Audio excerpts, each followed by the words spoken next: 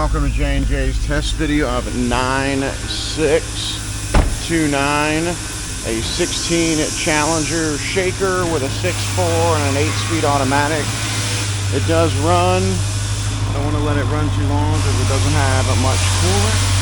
I don't believe so. You can't rev it too. Something's up with the throttle body. We'll look at that.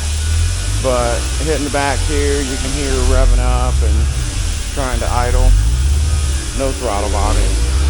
We'll show you the transmission goes in and look out. No rev. It's a little bit of rev, but we get a little error. Let's see what we got here. Goes into gear. Goes in reverse. That's that. Alright. The wheels are not connected. That is supposed to go somewhere. Alright, that's that. 9629, 43,000 mile, 16 Challenger, and go Mango. As always, thank you for watching and have your pets spayed and neutered.